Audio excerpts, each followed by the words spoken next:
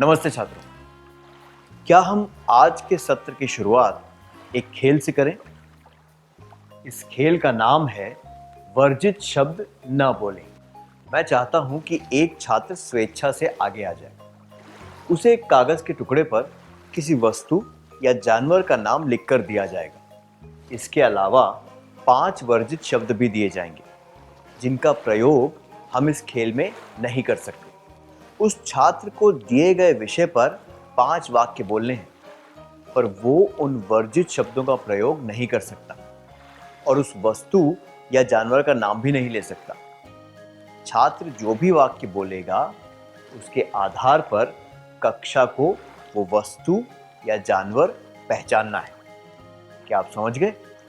उदाहरण के लिए, अगर विषय है कुत्ता और वर्जित शब्द हैं भौंकना, वफादारी, सूंघना, पूंछ, रखवाली, तो उस छात्र को इन 6 शब्दों में से किसी भी शब्द का प्रयोग नहीं करना है। याद रखिए, आपको इन वर्जित शब्दों का अन्य रूप में भी प्रयोग नहीं करना है, जैसे कि भौंक, वफादार, रखवाला। ठीक है?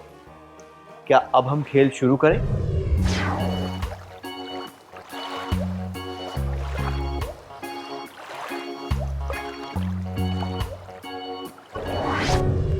बहुत बढ़िया खेला आपने, धन्यवाद। हमने इससे क्या सीखा? प्रत्येक वस्तु या जानवर के साथ कुछ विशिष्ट शब्द जुड़े होते हैं। जब नियमों के अनुसार आपको कुछ शब्दों का प्रयोग करना वर्जित होता है, तो आप अपनी रचनात्मकता का प्रयोग करते हुए नए शब्द ढूंढते हैं। मनुष्य के विचारों की प्रक्रिया एक पानी की धारा की तरह होती है, जो मुक्त होकर अपने निश्चित पथ पर बहती रहती है।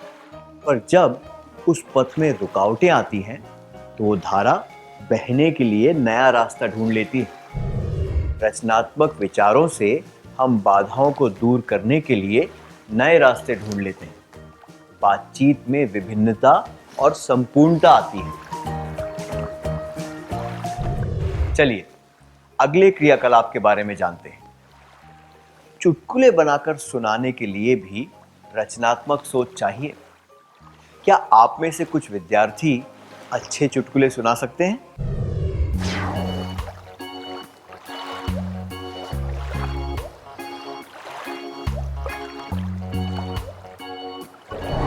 धन्यवाद। हमने इससे क्या सीखा? समय बिताने का एक मजेदार तरीका है रचनात्मकता से विचार करना। इससे सबका मनोरंजन भी होता है।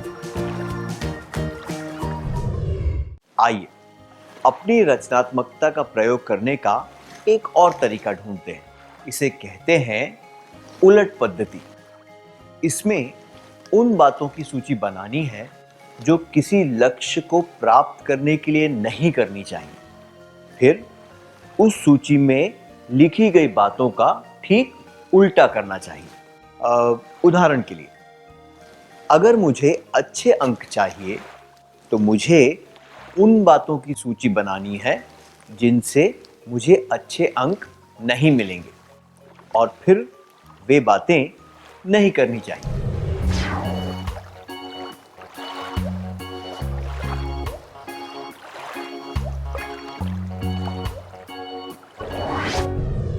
क्या हम कुछ बातों की सूची देखें? कक्षा में ध्यान न दें, रोज पाठ न पढ़ें, नियमित रूप से गृह कार्य न करें, मासिक परीक्षा न दें, नियमित रूप से पाठ का अभ्यास न करें। ये सूची केवल एक नमूना है। हम ऐसी कई सूचियां बना सकते हैं।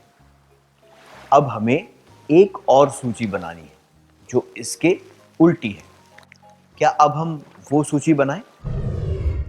कक्षा में ध्यान दें, घर पर रोज पाठ पढ़ें, नियमित रूप से गृह कार्य करें, मासिक परीक्षा दें, नियमित रूप से पाठ का अभ्यास करें।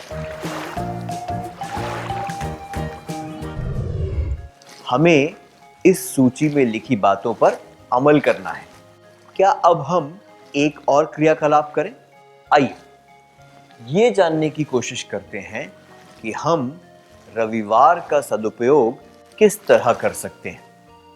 ये जानने के लिए क्या हम उलट पद्धति का प्रयोग करें? कृपया 5-5 लोगों के समूह बनाकर इस बारे में चर्चा करें।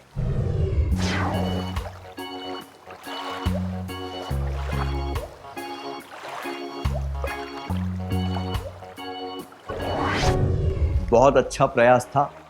क्या अब हम उत्तर जांच लें? पहले हम नकारात्मक निर्देशों वाली सूची देखेंगे। रविवार को सुबह जल्दी न उठें, घर का काम न करें, अगले सप्ताह क्या करना है इसके बारे में न सोचें, दोस्तों से न मिलें, घर को साफ न करें। अब सकारात्मक सूची बनाते हैं। रविवार को सुबह जल्दी उठें, घर का काम करें, अगले सप्ताह क्या करना है इसके बारे में सोचें, दोस्तों से मिलें और घर को साफ करें।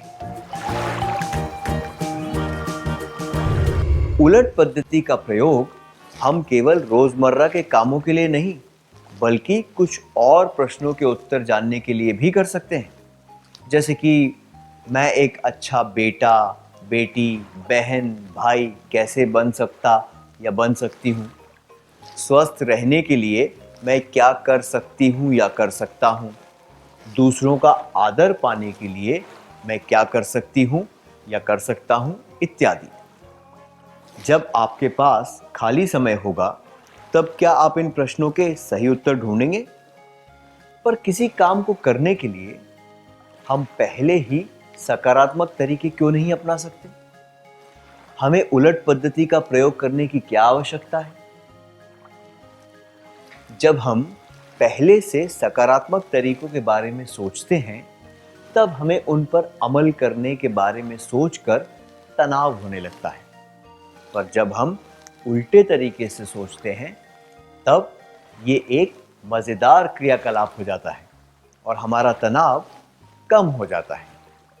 नए तरीकों को हम जल्दी अपनाते हैं और मजा भी आता है। रचनात्मक सोच मजेदार हो सकती है और इससे तनाव दूर किया जा सकता है। अगली पद्धति को हम विचारों की गुल्लक कह सकते हैं। जब आप छोटे थे, तब आपको जेब खर्च मिलता था, तो आप क्या करते थे? आप अपनी पसंद की चीजें खरीदने के लिए उसे खर्च करते थे और बाकी के पैसे अपनी गुल्लक में डाल देते थे, है ना? इसी तरह क्या हम विचारों को भी एक गुल्लक में डाल सकते हैं? हाँ, ये मुमकिन है। इस चित्र को देखिए। ये सब चीजें ऐसी चीजों से बनी हैं जिन्हें हम कूड़ा समझकर फेंक देते हैं। क्या आप पहचान सकते हैं ये किन चीजों से बने हैं?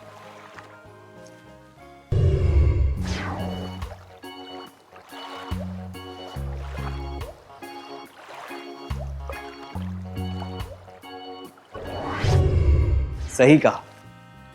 कूड़े से कोई कला का नमूना बनाना, इसके पीछे क्या राज है? रचनात्मक विचार, है ना? जो विचार हमें अचानक सूझते हैं, उन्हें लिख लेना चाहिए और अपनी गुल्लक में संभाल कर रख लेना चाहिए। ये विचार बाद में हमारे काम आ सकते हैं। उदाहरण के लिए, अगर किसी में कविता लिखने का गुण है, तो उसे रूपक, उपमाएं और इस तरह के अन्य वाक्यांश एक नोटबुक में लिख लेने चाहिए, जो उसकी विचारों की गुल्लक का काम करेंगे। जब वो अपनी नोटबुक देखेगा, तो एक नई कविता जन्म लेगी। इसी तरह आप अपने रचनात्मक विचार लिख सकते हैं, जिनसे आपको अपने अल्पकालीन और दीर्घकालीन लक्ष्य प्राप्त करने में मदद मिलेगी। आप ये देखेंगे कि ऐसा करने से आपकी रचनात्मकता बढ़ेगी और आप में एक सकारात्मक बदलाव आएगा। जो विचार आपने लिखे हैं वे साहित्य की मिसाल बने या फिर किसी महान कार्य का रूप लें, ये जरूरी नहीं है। ये सरल विचार हो सकते हैं जिनसे आपको पढ़ाई से संबंधित कुछ बातें याद रखने में मिले या फिर रोजमर्रा के लक्ष्य प्राप्त करने में आसानी हो। हमने इससे क्या सीखा? रचनात्मक सोच अनुशासन से आती है। इसमें महारत हासिल करने के लिए हमें नियमित रूप से अभ्यास करना पड़ता है। क्या अब हम इस सत्र का सार संक्षेप कर लें?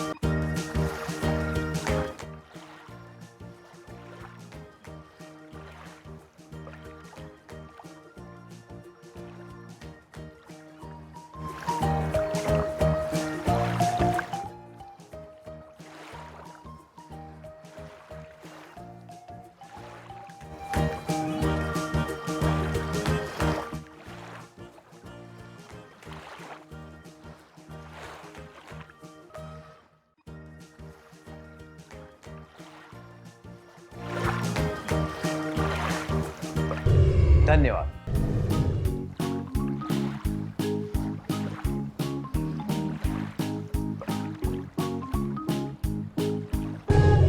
नमस्ते छात्रों, कैसे हैं आप?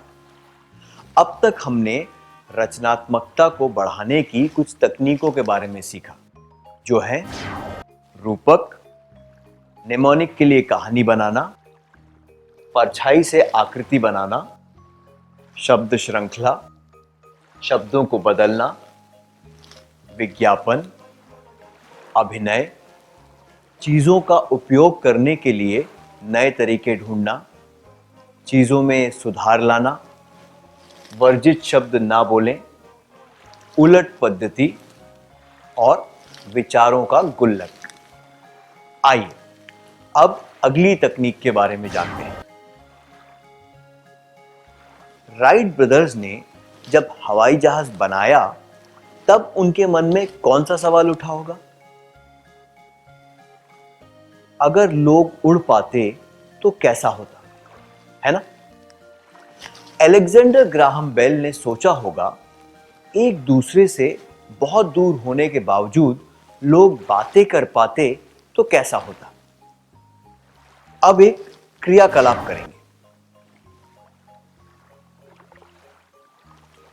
ये सब चीजें इसलिए बनी क्योंकि किसी ने यह सवाल पूछा कि ऐसा होता तो कैसा होता। अब आपको वे सवाल पहचानने हैं जो इन चीजों को बनाने से पहले सोचे गए होंगे या मन में उठे होंगे। ठीक है?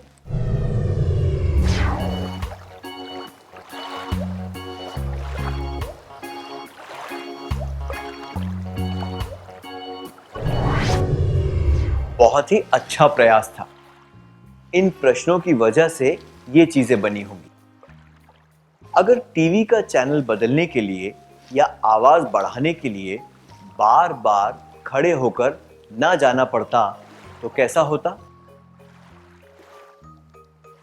साइकिल चलाने या पैदल चलने की बजाय अगर किसी एक जगह ज्यादा जल्दी पहुंचा जा सकता तो कैसा होता? अगर हम थके बिना जल्दी से किसी चीज को पीस पाते या चटनी बना पाते तो कैसा होता? चाहे हम कितनी भी दूर रहते हों, पर उस दूरी के बावजूद हम किसी से बात कर पाते तो कैसा होता? बिना मेहनत किए अगर हम गर्मी में अच्छी हवा का आनंद उठा पाते तो कैसा होता। हमने इससे क्या सीखा? रचनात्मक सोच से नई चीजों की खोज होती है और चीजें इजाद होती हैं। अगर हम ऐसे प्रश्न पूछेंगे जिनके जवाब किसी ने नहीं दिए हैं, जैसे कि अगर जानवर हमसे बातें कर पाएं तो कैसा होगा? अगर परीक्षा दिए बिना किसी के ज्ञान और योग्यता को जांचा जा सके तो कैसा होगा? अगर तीन व्यक्ति एक ही टीवी पर अपनी पसंद के तीन अलग अलग कार्यक्रम देख पाएं तो कैसा होगा? तो शायद हम भी नई चीजें बना पाएंगे या खोज पाएंगे। अगर ऐसा होता तो ये प्रश्न केवल नई खोज या नई चीजों को बनाने के लिए नहीं, बल्कि चीजों में सुधार लाने के लिए भी पूछा जा सकता है। उदाहरण के लिए, अगर कमरे से बाहर जाने पर कमरे की लाइट अपने आप बंद हो जाए तो कैसा हो? या फिर अगली बार बाल्टी भर जाने पर पानी का नल अपने आप बंद हो जाए तो कैसा हो?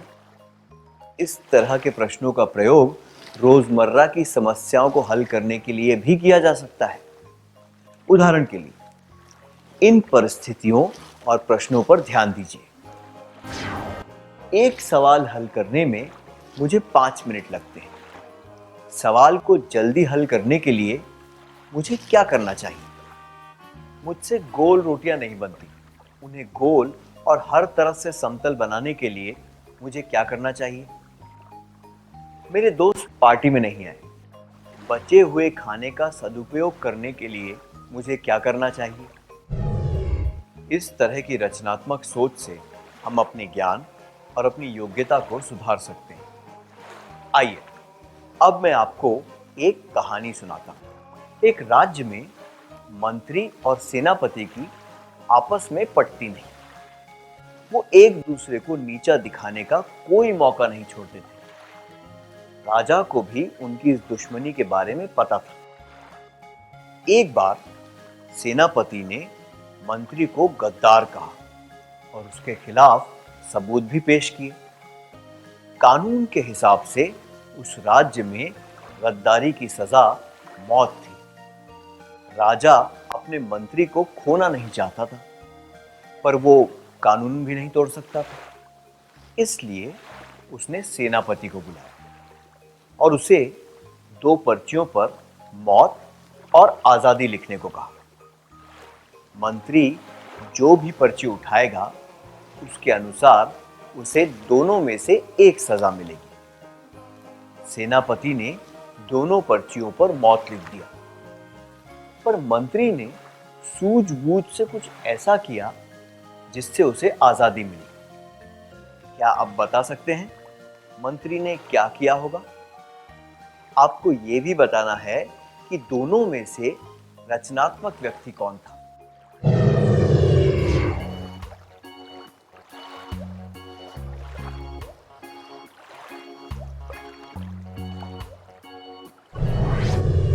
जी हाँ, उसे पता था कि सेनापति दोनों पर्चियों पर मौत लिखेगा, इसलिए उसने एक पर्ची चुनी और मुंह में निगल ली। फिर उसने राजा से कहा, महाराज, अगर आप दूसरी पर्ची पढ़ेंगे तो आपको पता चल जाएगा कि मैंने जो पर्ची चुनी थी उस पर आजादी लिखा था। राजा ने उसे आजाद कर दिया और उसे रचनात्मकता से सोचने के लिए शाबाशी भी दी। सबूत देखने के बाद राजा अपने मंत्री को तुरंत सजा दे सकता था, पर उस परिस्थिति को संभालने के लिए उसने रचनात्मकता से सोचा और सेनापति को पर्चियां बनाने को कह दिया। राजा जानता था कि सेनापति क्या करेगा। इससे मंत्री को भी मदद मिली और सेनापति की आज्ञा का पालन भी हो गया। इसे कहते हैं एक तीर से 2 शिकार। हमने इससे क्या सीखा? रचनात्मक सोच से समस्याएं हल करने में मदद मिलती है। क्या अब हमें एक क्रियाकलाप करें। माला और कांता जुड़वा बहन हैं। अगर माला को पहले खाना दिया जाता तो कांता कहती कि माला को ज्यादा खाना मिला है। अगर कांता को पहले देते तो वो कहती कि माला को ज्यादा मिला। ये सुनकर उनकी माँ परेशान हो रही थी। एक दिन वो घर पर केक लाई। वो कोई भी शिकायत नहीं सुनना चाहती थी, इसलिए उसने थोड़ा विचार किया और उसे एक उपाय सूझा। उसने तुरंत अपने विचार पर अमल किया। माला और कांता दोनों ने कोई शिकायत नहीं की। क्या आप बता सकते हैं माँ ने कौन सा उपाय ढूंढा होगा?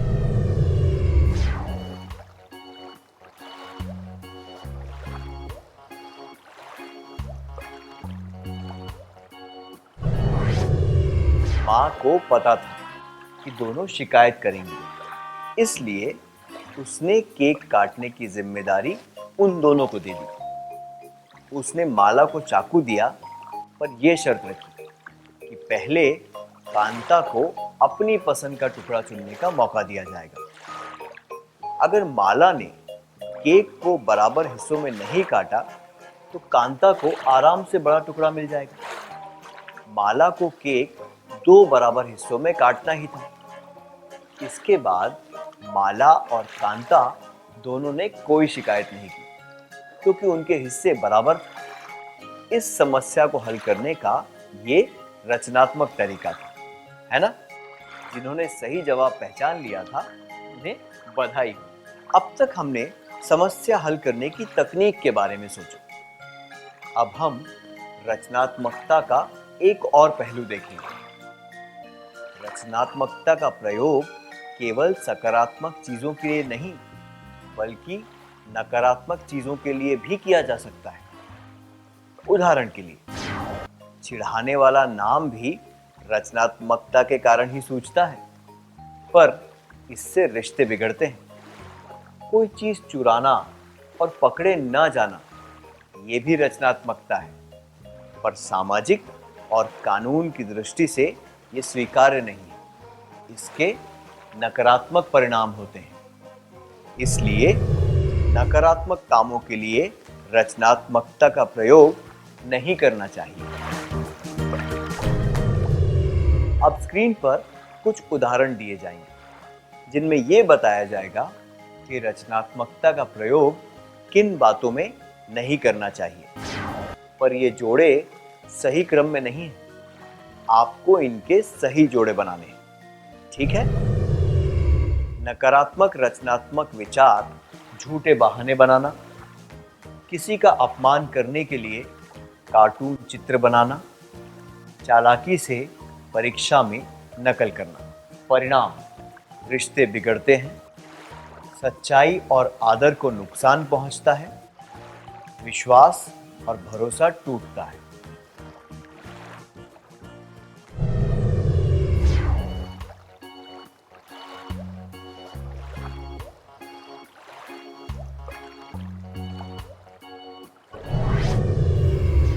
सही कहा, धन्यवाद। क्या अब हम उत्तर जांच लें? नकारात्मक रचनात्मक विचार: परिणाम, झूठे बहाने बनाना, विश्वास और भरोसा टूटता है, किसी का अपमान करने के लिए कार्टून चित्र बनाना, रिश्ते बिगड़ते हैं, चालाकी से परीक्षा में नकल करना, सच्चाई और आदर को नुकसान पहुंचता है। अगर सभी के लिए रचनात्मकता से सोचना संभव है, तो ऐसा क्यों होता है कि हम कभी-कभी रचनात्मकता से नहीं सोच पाते? हमारे रास्ते में कौन सी बाधाएं आती हैं? इनमें से कुछ बाधाएं हैं: खुद पर विश्वास ना होना और आत्मविश्वास की कमी होना। जब हम कहते हैं कि क्या मैं ये कर सकती हूँ या मैं ये नहीं कर सकता, तो ये आत्मविश्वास की कमी की वजह से होता है।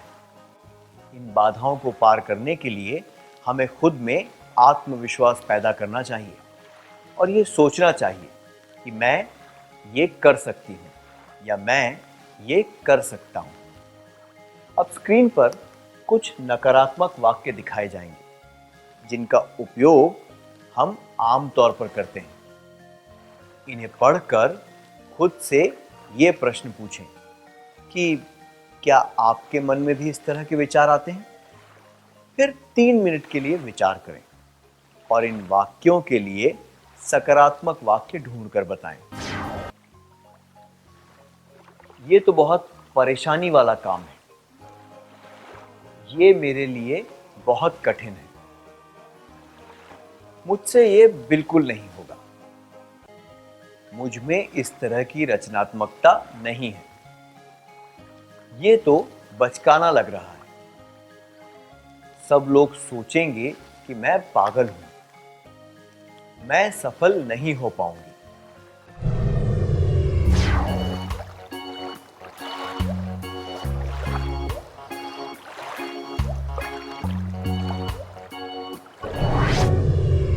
क्या आपने इनके बारे में सोचा? चलिए इन वाक्यों का सकारात्मक रूप देखते हैं। सकारात्मक विचार, मैं इसे कैसे हल कर सकती हूं? मैं इसे आसान कैसे बना सकता हूं? मैं इसे किस तरह पूरा कर सकती हूं? मैं रचनात्मकता से सोचना कैसे शुरू कर सकता हूं? इसे करने की कोशिश तो करूं, उसके बाद निर्णय लूंगी। तो क्या हुआ? अगर मैं सफल हुआ तो शायद लोगों को मेरा सुझाव अच्छा लगे। जब तक सफल ना हो जाऊं तब तक कोशिश करती रहूं।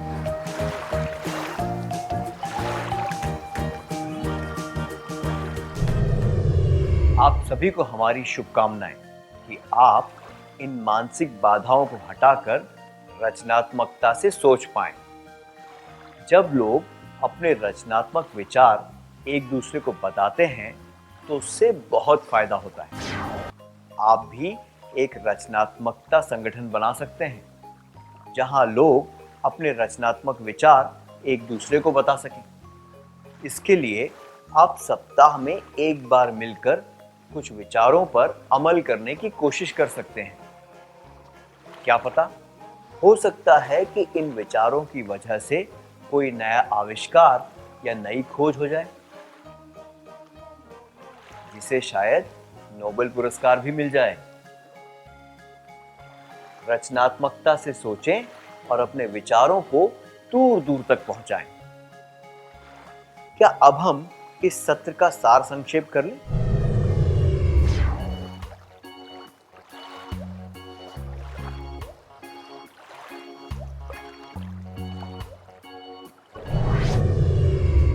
रचनात्मक सोच से नई चीजों की खोज होती है और चीजें इजाद होती हैं। समस्याएं हल करने में मदद मिलती है। नकारात्मक कामों के लिए रचनात्मकता का प्रयोग नहीं करना चाहिए। धन्यवाद। आपने बहुत अच्छी तरह सार संक्षेप किया।